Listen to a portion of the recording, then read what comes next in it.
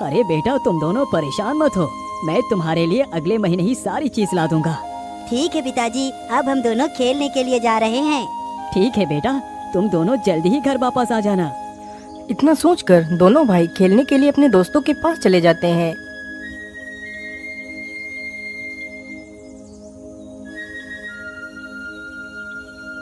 अजी, आप इन बच्चों को क्या समझा रहे थे? और कुछ नहीं सेठानी जी, मैं बस इन दोनों का बचपन जी रहा था।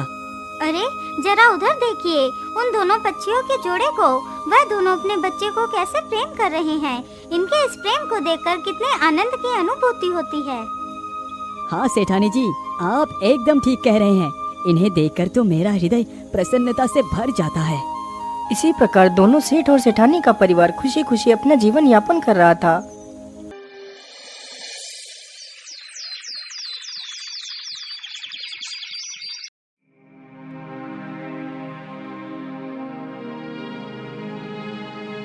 अरे सुंदरी, तुम्हें क्या हुआ? आज तुम इतना गुमसुम क्यों हो? क्या बात है? अजी, आज मेरी तबीयत कुछ ठीक नहीं लग रही। ऐसा लगता है जल्दी ही मेरे प्राण निकलने वाले हैं। अरे सुंदरी, तुम ऐसी बात क्यों करती हो? तुम चिंता ना करो, मैं अभी जंगल वाले साधु बाबा के पास जाता हूँ और दवाई लेकर जल्दी ही आ जाता हूँ। इतना कहकर चिड़ा वहाँ से उड़कर चल देता है। कुछ ही देर में चिड़ा साधु बाबा के पास पहुँच जाता है।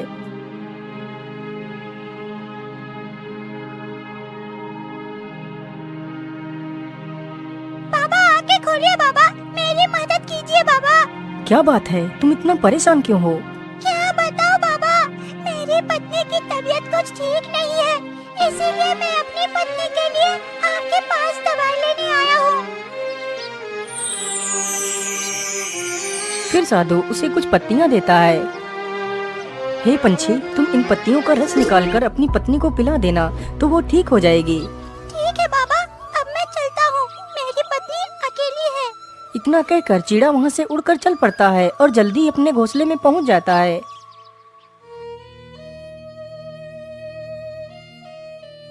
अरे सुंदरी, तुम्हें क्या हुआ?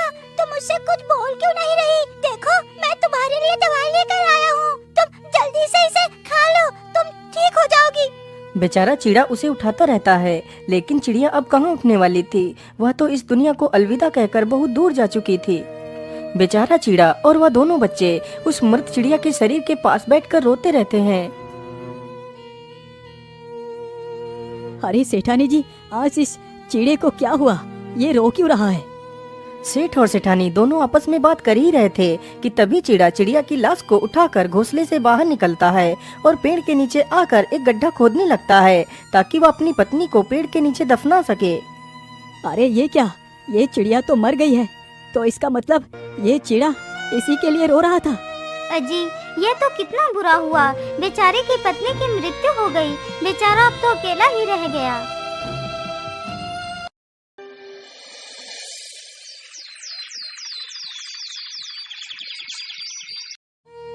इसी प्रकार चिड़ा के दिन गुजरने लगे। वह अकेले ही बच्चों की देखरेख करता है। एक दिन की बात है, चिड़ा बच्चों के लिए खाने की तलाश में घूम रहा था। आज मुझे घूमते घूमते इतना समय हो गया, लेकिन अभी तक मुझे खाना तो मिला ही नहीं।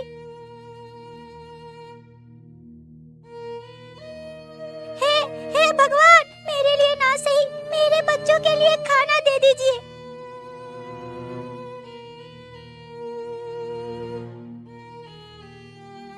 अरे क्या बात है, आप इतना दुखी होकर क्यों बैठे हो? अरे मैं आपको क्या बताऊं, आज मैं सुबह से खाने की तलाश में घूम रहा हूँ, लेकिन अभी तक मुझे खाना नहीं मिला है। अरे आप परेशान मत होइए, आप मेरे साथ चलिए। मैं एक ऐसा खेत जानती हूँ जिसमें ढेर सारे अनाज के दाने पड़े हैं। इतना कहकर दोनों वहाँ से उड़ पड़ते हैं और जल्दी ही उसी खेत में पहुँच जाते हैं। चिड़ा जल्दी से कुछ दाने चुन लेता है। आपका बहुत बहुत धन्यवाद, जो आपने मुझे ये खाना दिया। आपकी वजह से मेरे बच्चों को खाना मिल पाएगा। अच्छा, अब मैं चलता हूँ। इतना कहकर चिड़ा अपनी चोंच में कुछ अनाज के दाने रख लेता है और वहाँ से उड़ जाता है।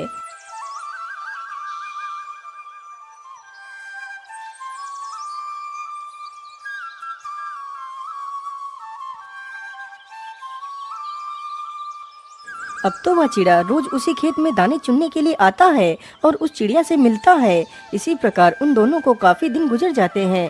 अब तो वह चिड़ा और चिड़िया दोनों एक दूसरे से प्रेम करने लगते हैं और उन दोनों ने जल्दी ही विवाह भी कर लिया। अरे सेठानी जी, आज तो ये चिड़ा बड़ा ही खुश दिखाई पड़ रहा है। मुझे लगता है चिड़े ने कोई दूसरा विवाह कर लिया है। हाँ हाँ, आप एकदम ठीक कहते हैं। चिड़िया ने चिड़े के साथ विवाह तो कर लिया था, लेकिन वह चिड़ा के बच्चों को बिल्कुल भी पसंद नहीं करती थी। एक दिन की बात है, चिड़ा कहीं बाहर गया हुआ था। वह चिड़िया अकेले ही घोंसले में बच्चों के साथ थी। अरे सेठ जी, आज वह चिड़ा तो अपने घोंसले में है ही नहीं। सेठ और सेठानी जी दोनों पेड़ की तरफ देख ही रहे थे। तभी उस चिड़िया ने दोनों बच्चों को घोंसले से बाहर फेंक दिया। बच्चे पेड़ से नीचे गिरते ही मर जाते हैं।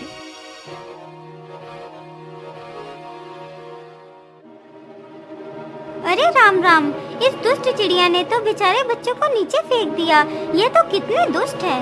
हाँ सेठानी जी, ये चिड़िया तो वाकई कितनी दुष्ट है, जिसने इन मासूम बच्चों को नीचे फेंक कर मार दिया।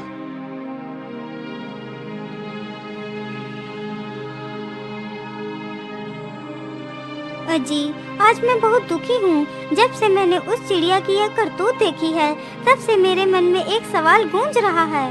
लेकिन सेठानी जी, आखिर आपके मन में ऐसा क्या सवाल चल रहा है? मुझे जल्दी बताइए। सेठ जी, मेरा मन कहता है यदि कभी मुझे कुछ हो जाए तो तुम दूसरा विवाह मत करना। यदि आपने दूसरा विवाह कर लिया तो हमारे बच्चों का क्या होगा? अरे नहीं नहीं सेठानी जी, तुम ऐसी बात क्यों कर रही हो? तुम्हें कुछ भी नहीं हो सकता।